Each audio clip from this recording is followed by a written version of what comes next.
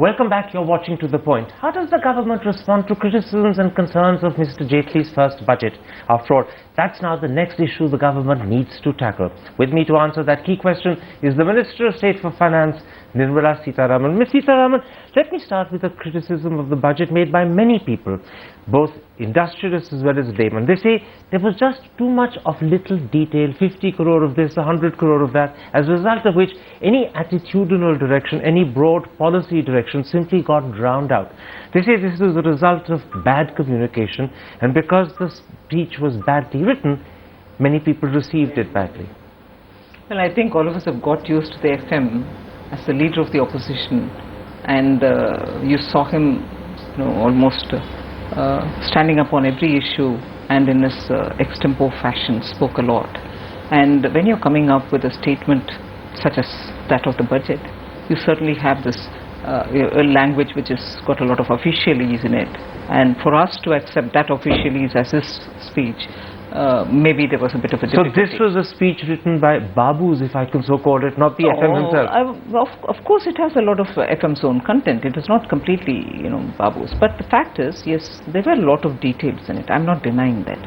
I'll put it in two different ways. One, that you had to touch upon so many sectors, all of whom have been neglected over 10 years. And second? And second, you're looking at a kitty which doesn't give you enough operating space. Where did he have the money?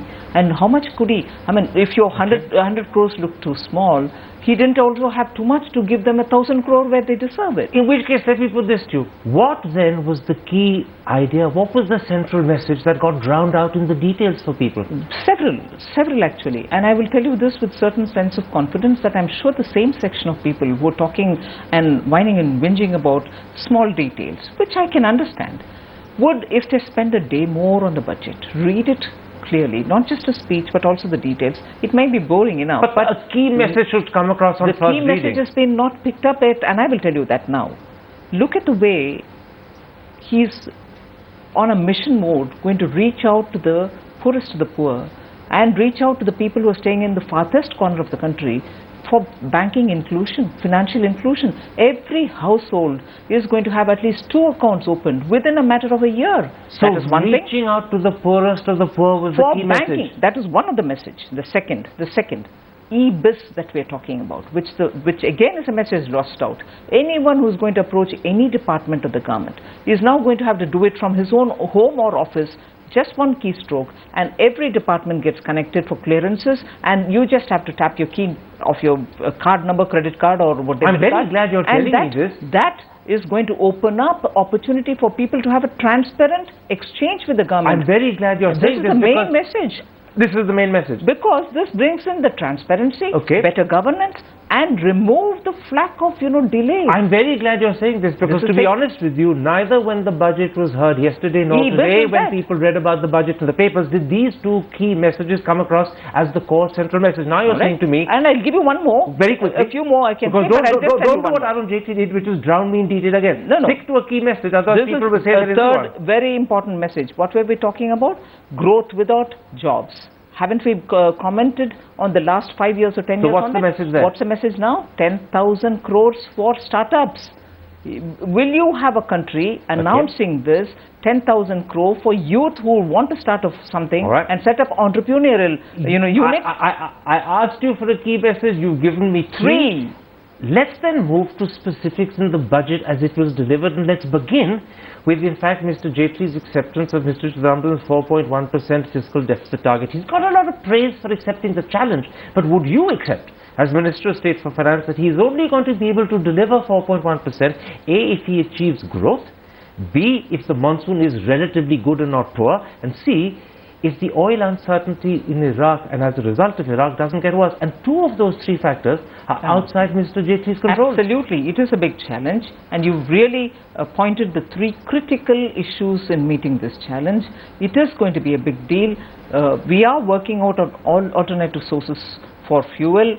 We are looking at what happens if the monsoon fails so miserably. Let me assure you, on the grain production, particularly of last year, and the stock holding, there's not going to be a scarcity. But yet, It's just not food grains alone. There are a whole lot of things for which the government is preparing. But you know, it's not just the three that I mentioned that make that 4.1% target precarious. Something else that makes it very questionable is that it also depends upon a disinvestment and sale of non-PSU shares of some 63,400 crore. Now, that is 3 times what the UPA did in the last 3 years, and you have to do it in 8 months flat. I put it to you, it's a daunting task. It is. It need not just be 8 months, it can be a bit later too, but if the motion set, it has to be 8 months if you're going to achieve 4.1%. Absolutely. There are definitive ways in which, without changing the ownership, the disinvestment can happen. Therefore, he has come up with a lot of homework. Forgive me, what does that mean? Without changing ownership, how does disinvestment happen? There are, like in the public sector banks, very clearly, Jaitley ji has very clearly said, if you keep your ownership till 50%, I see what you mean. Yes, the shares being but sold. the point is that the selling of shares has to happen, and the selling of shares worth 63,000 crore has to happen in 8 months. Otherwise, your fiscal deficit target is missed, and that's the second I problem. appreciate that point you are raising, and I would want you to contextualize that observation with the way in which in the last 6 weeks this government has functioned, moved rapidly into so many different areas. All of us are working in such phenomenal pace. We are moving this big machinery of Government of India's, this whole establishment. Things are moving far differently from... energetic. But are you saying that energy will guarantee 4.1%? Because I think the daunting problem can't be overtaken by energy. No, I won't say it will guarantee, but we are working towards it. You're working towards it. Definitely. But you accept that there's a very good chance you'll miss 4.1%. Well, I don't want to start with that, it might despirit me. I wouldn't want to do it because we are already in an economy which could have been far better. So we'll move with positive. Don't despirit yourself from 4.1%. Let me move on and point out something else. You've set a fiscal deficit target of 3.6 next year and 3 the year after that. Yes. And that's substantially dependent upon your Expenditure Management Commission reducing expenditure and subsidies in particular. Yeah. Well, what assurance do you have that this commission would actually take the tough decisions needed? Commissions often fail to take tough decisions. But you have a leadership with a mandate, which when the Commission's report comes in on each of these such issues, will apply its mind and move with the sense of direction that is really needed, which was absent all the while. Now, every time we talk Can I interrupt there? Yeah. You say you have a leadership with a mandate, and therefore you're suggesting that the strength of that leadership will actually ensure tough decisions are taken. But the paradox is, you have a leadership with 282 MPs on its own. With your allies, you have 330. Yet you've appointed an Expenditure Management Commission for a political decision a government with a majority should take on its own. Why, if the leadership is so strong, appoint a commission to do the tough job? It's not just a political decision alone. It is also looking at various different layers of, regulations which exist, laws that govern. We have to, deconstruct it and then take a call. It's just not a political decision. It has to be contextualized, especially on many things where you have international agreements. Their impacts will have to be studied. So if you're disinvesting also... International agreements that affect your subsidies, that affect your government expenditure? Yes, just a minute. What was entirely the discussion on Bali? Your food stock holding is also a main issue on which we are very clear that we want to reduce it. The decision to reduce expenditure is one you're free to take. Do you know what T.N. Nayanan, the chairman of the Business Standard, says? He says the decision to appoint an Expenditure Management Commission is proof that you're either kicking the decision down the road and trying to postpone it, or worse still, you don't intend to take it and you're simply fudging it. No, that's absolutely the unfair. people have in their mind. No, it is absolutely unfair. They may have reasons to take make an inference like that, but the way in which this government has come and the campaign that it ran before coming to power are very clearly looking at unbundling India. You're making sure that you're going to do things which are required to be timely taken. So we are not hesitating on the decisions, but we want to be sure as to what kind of decision at what stage. You're really not going to open the floodgates, but at the same time you need to understand where we are. So a political decision with the domain experts also telling us how best to go about I'll accept that assurance, but I point out to you that in fact there are many who are skeptical. You have to disprove their skepticism. Absolutely. And you have to do it soon. You have to do it soon. Absolutely. Let's come as to a second controversial element in your budget, your handling of what's called the retrospective taxation issue. Now, you know that this has caused a lot of concern with international investors. It's actually disturbed a lot of domestic investors. And yet, look what you've done. In the first instance, as far as Vodafone and companies like that are concerned, and that's a total of some 12 or 14 companies, you've given them no relief. You've given them no solution. You only said that the court cases or the litigation or the arbitration will continue, which means that as far as those 12 or 14 companies are concerned, the problem will continue to fester. So as far as they're concerned, the message you're sending out is either disturbing or at least it's not reassuring. No. I think what I would want to put it in, I'll try to explain it the way in which I'm sure FM has done it himself when he spoke to you. It was a sovereign decision then, it's a sovereign decision now. You really cannot undermine sovereign decisions. Look at it this way, if you have to really dump it saying, they're not going with that decision, the amendment of the earlier government, you're again doing something in retrospect. The amendments are going to be in retrospect. Government of India is definitely going to be seen as, oh my God, look at the way they're handling it. Instead, what FM has done, Mr. Jaitley has done, I think is a wonderful and a wise way of getting out of it. In that he gives an assurance that he'll never use that route, and looking forward, he's going saying, I'm not going to use anything. There are two halves of your answer. But the other one is, leave it where it is, don't look back, let the judiciary sort it out, because we have made our intention very clear. Can I come in at that point? You made two halves of that answer. Let me take them one by one. The first is your claim that this is a sovereign decision. Parliament has the right to retrospectively amend. It can't be abridged. The problem is Parliament also has a sacrosanct right to change its mind, and Parliament has frequently changed its mind, and all you needed to do here was to say that in 2014 Parliament has decided that a 2012 amendment will be applied prospectively, not retrospectively. Parliament has changed its mind quite often in the past. Change it one more time, because this time you would have removed doubts, you would have removed uncertainty, and you would have set at rest the fears of international investors. When the principle of what governed retrospective taxation then has been disapproved by this government, and when this government has very clearly said, no, we are not going to go take that route, it has, I think, made its conviction clear. And when the conviction is clear and the explanation given is also completely unambiguous, the principle has already been clear that we don't believe in retrospective I want to interrupt you one more time, because this is the second part of your original answer. You're now underlining it by saying the government has made its conviction clear, has given an assurance that in fact there will be no more retrospective taxation. In fact, the truth is, although Mr. Jaitley said that repeatedly in his interviews yesterday, at the same time you've set up a committee under the CBDT to actually go into any fresh cases under the 2012 amendment. So all you're doing is to say to people that if there are fresh cases, the assessing officer won't send a notice directly, it has to be approved by the CBDT, but there's no guarantee the CBDT committee will say no. So you could still have fresh cases. Therefore I come back. The situation is twofold. One, old cases, and they're not one but they're 12 or 14, continue to fester. They will continue to put investors off. And secondly, there could be fresh cases because the CBDT has given you no guarantee, and you can't give a guarantee that it will say no. So both problems continue. No, I don't think I'll look at it this way. I'm explaining it from the point of view of what the government's mind was on it, and that has made it very clear to the investors that we are not going in that route. And as regards to 14, absolutely, we are repeatedly conveying that message.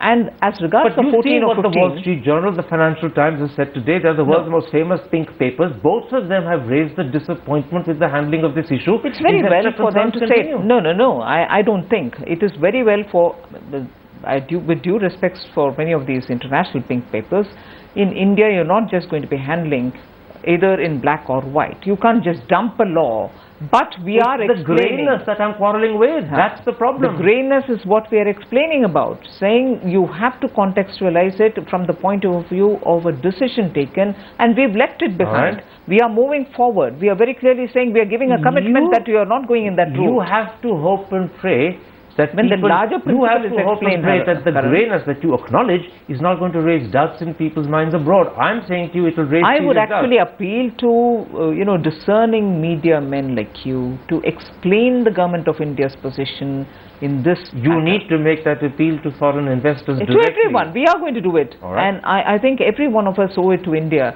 that we do not want confusion on such matters, where the FM has himself You could have been actually much more clearer. You could have actually amended an amendment. Parliament government's done it before. You chose not to, and I put it to you, you chose not to, because actually you were worried about the political implications back home. No, we chose not to because we are explaining our position. We cannot be seen doing the same retrospective amendment just because we have What you're actually saying to people is, take my word on trust, believe me, I won't let you down. Yes, absolutely. They have to have faith in you to believe you, and you're asking for that faith. The Indian voters had faith in us. But will Western voters and Western investors have faith? They're not my voters, but I want them to understand that Indian voters have understood us. I want them to understand the same thing. Let me come to a second area that is grey. I'm using that phrase that you've used a moment ago, and that's to do with GST. Mr. Jaitley has said that both the negotiation and the constitutional amendment will be ready by the end of this year. The Finance Secretary made it clear it will be presented in Parliament, possibly passed in Parliament in the winter session. So people say, in which case, why haven't you set a start-up date? Why didn't you announce 1st April 2015? You'd have got a lot of kudos for it. You would have boosted sentiment, but you didn't do that. Why? I understand the public expectations. I understand the expectations are very intense. Not only are they very high, but they are intense too. But when you are working with so many different states, you're slowly negotiating with them, understanding their concerns and moving forward.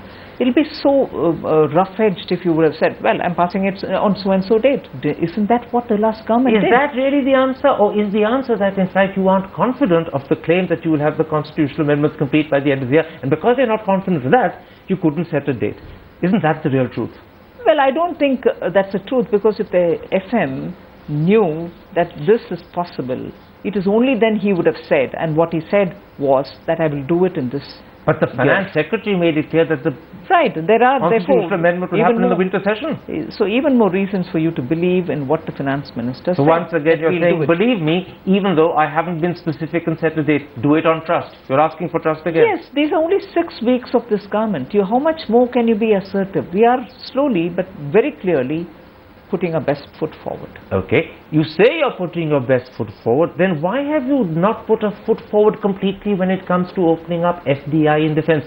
You've increased it from 26 to 49, but why would major defense manufacturers with top technology come in to a joint venture where they don't have control and make their technology available? If they don't have control, they lose the technology. Why would they do that? Yet if you'd gone to 51, they'd have happily done it. So why did you stop at 49 and not go to 51? It defeats the purpose.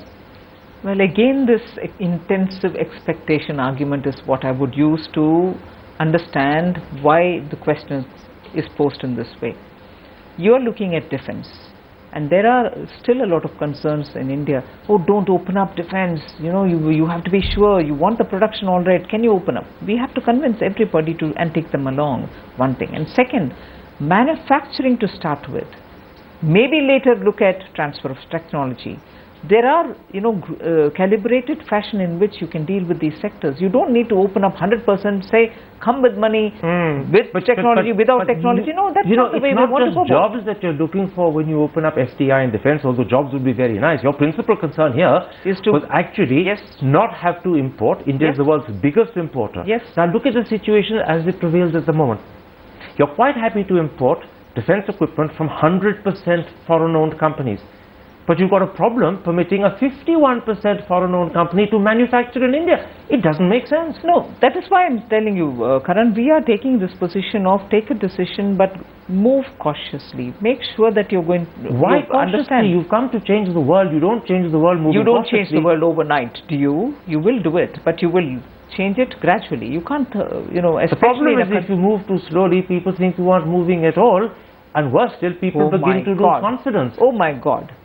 This government in 6 weeks, I do not want to boast, in 6 weeks has very clearly given a message that we are moving in all directions with considered, understanding. Let me give you an example. 6 years, 10 years have gone without much work, and suddenly there's this hurry on us. Hang on, we are doing it. All right, I hear you say, give us time, be a little patient, we are doing it. But, sometimes I look at what BJP governments in the plural are doing, and I say to myself, Rajasthan under Vasundhara Raje's India seems to be a lot more assertive and confident than the central government under Narendra Modi. And let's take an example of that. Labour law reform. Now, Mr. Jaitley began his budget speech yesterday by declaring the budget is the most important comprehensive action plan. And people heard it and they smiled and said, There are big announcements to come. He then said, a broad policy indicator of the future is what I'm going to lay out. And people said, good, good, good. We're sitting, waiting. And not a word on labour law reform, even though that's critical to manufacturing, which you want to boost. It's critical to job creation, which you just mentioned, which you want to increase. Not a word. But Vasundhara Raje Singh has already gone ahead and her cabinet's cleared labour law reform. If she can bite that bullet, why is Mr. Modi worried he may break his teeth? No, I don't think it is that. How do you know whether we have started working or not? We are working on it. You haven't shared it with us. We will share it at a time. Everything doesn't have to come into the budget only. Yes, I agree with the statement which the FM has made, that it is one of the comprehensive statements through which many of the government's decisions will have to be announced. But again, there are a lot of work going on for which periodically announcements will come. Is work going on in the government to change labour laws and reform them? Change, yes, the minister concerned has been applying his mind, working with people, bringing stakeholders, sitting with them. I don't need to speak for him, but I know each one of us are engaged in so many different things which do not get reflected. And will what Vasundhara Raje has done be, in a sense, what you do as well? Is that a I won't be indicator? Yes, it's certainly an indicator, and in fact many of us voiced that also, saying Rajasthan has moved forward. We certainly want to take all that they have achieved and much more, because you're dealing with the many other parts of the country. Commitment to labour law reform, even though it was missing in the budget speech, is a true commitment. Work is going on. I am telling you, work is going on. The concerned minister, I'm sure, will be able to talk much more about it rather than me. But yes, work is going on. If you're looking at comprehensive reforms, you want manufacturing sector to pep up, you want manufacturing outputs to improve, you're not going to be sitting on labour reforms. All right. You'll have to work on it. My last issue with you. You deserve a lot of compliment for, in fact, adding to the exemptions in terms of personal taxation across 3 different ranges, and that's going to benefit people hugely. But why have you kicked up excise on cigarettes from 11% to 72%? That is more than 6-fold. How do you justify that? From the point of view of health and safety, I think, and also tying that with revenue generation. For just a moment, if health and safety gives you a moral justification to kick up excise on cigarettes 6-fold, then ban them altogether. Why stop just at kicking up the price? Ban it if it's unhealthy. Well, it's a free India. You can still smoke, but take care of the money you pay and the health implications. There's another anomaly. You haven't touched the excise on BDs. BD smokers are 8-fold greater than cigarettes. Why haven't you kicked up BD excise? Aren't you worried about the health of BD smokers?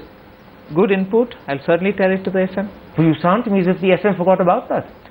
No, I'm not conveying anything as to why he didn't include. I wouldn't know his mind on that, but I'll certainly pass your suggestion. You know what the message to people is? This government cares about the health of cigarette smokers who are relatively better off, not about the health of BD smokers who are relatively poorer off. Otherwise, there can't be an explanation. Oh no, I don't think. We can't bring this rich and poor argument on these kind of lines. We are concerned about your cynics will. We are concerned about the health of every citizen, and that's where I think there are a lot of other initiatives also. Are you really concerned about the health of cigarette smokers? Because you know and I know that they're not going to stop smoking. So what you're really doing is you're making money out of their addiction. That, as you admitted when you said that there are financial and revenue resource reasons, is the truth. This is exploitation of their addiction. Well, I don't think. It is also a way in which you can curb people wanting to spend on cigarettes.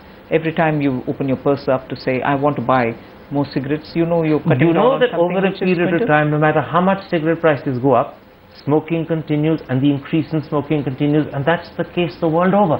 It's not going to be any different in India. Building All awareness you're doing is making money. No, building awareness together with price deterrent is a very You have no strong. moral qualms about this?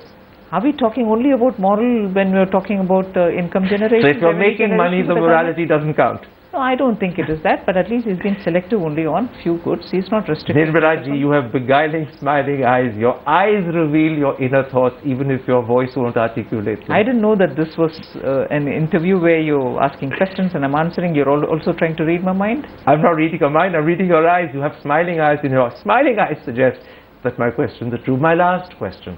If everything goes according to plan as the budget hopes, and I would have to say that's a big if, when will India come back to 8% growth? Karan, you must notice, you should have noticed that in the last 1 month, the automotive sector is already showing very good signs of recovery.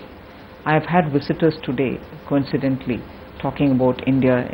There's a buzz all around the world. about the way in which this government has started working and this hope of revival. That's the big message. The budgetary announcements have given confidence that we are moving in the right direction. That big bang probably was not there for you all, but I've given you reasons to say the big bang is couched So in when the do we details. hit 8%? We will go on the timeline that has been given very clearly in terms of containing the deficits, and the growth will definitely fuel a greater buoyancy in the economy. If I'm a journalist, let me ask an awkward question. Will you achieve 8% before 5 years are over? Hopefully. Hopefully. A smile, but not a confident answer. No, today I have to speak from the reality of what is available for me. And the reality is 8% will be tough to achieve. And the reality is you have a leadership which is committed to it. Nirmala ji, a pleasure speaking to you. Thank you very much.